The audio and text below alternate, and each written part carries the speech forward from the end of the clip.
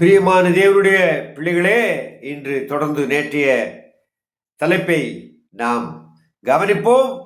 கண்ணாலே காண்பதும் பொய், காதாலே கேட்பதும் பொய், தீர விசாரிப்பதே மெய் என்று சொல்லி பழைய ஏற்பாட்டிலே லேவியராகமம் 16ஆம் அதிகாரம் 28ஆம் வசனம் இப்படியாக சொல்லுகிறது: உன் ஜனங்களுக்குள்ளே அங்கும் இங்கும் கோல் சொல்லி திரியாயாக, பிறனுடைய இரத்தப்பழிக்கு உட்பட வேண்டாம், நான் கர்த்தர். கோல் சொல்வது பிறனை கொலை செய்வதற்கு சமானமாக இருக்கிறது. இரத்தப்பழிக்கு உட்பட வேண்டாம். அருமையான தேவ பிள்ளைகளே, இது மிகப்பெரிய ஒரு பாவம்.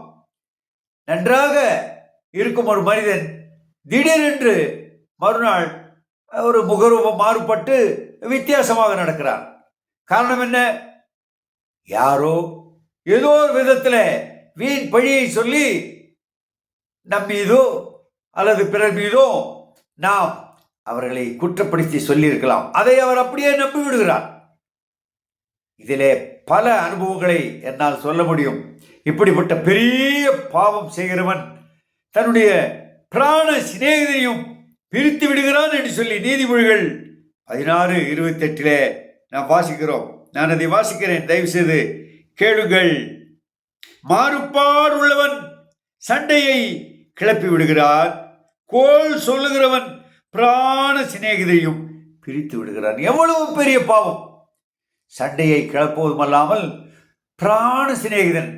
இதனாலே கணவன் மனைவிக்கு பிரச்சனை, தாய் தகப்பனுக்கு பிரச்சனை, மகனுக்கும் தகப்பனுக்கும் பிரச்சனை, குடும்பத்திலே பிரச்சனை, உறவிலே பிரச்சனை. இதை உண்டாக்கினவன் கோல் சொல்லுகிறவன். இப்படிப்பட்ட பாவத்தை நாம் செய்யக்கூடாது. தேவ பிள்ளைகளே, தோற்றத்தின்படி நாம் தீர்ப்பு செய்யக்கூடாது. கோல் சொல்லி பிராண சிநேகிதரை பிரிக்கக்கூடாது. கண்ணால் கண்டதை நாம் சொல்லக்கூடாது.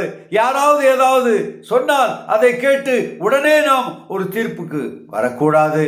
தேவ பிள்ளைகள் நிதானமாக ஆராய்ந்து ஏதாவது ஒரு கேள்விப்பட்டால் நாம் அதை தீர விசாரித்து அறிவதே உண்மையான கிறிஸ்தவனின் அடையாளம்.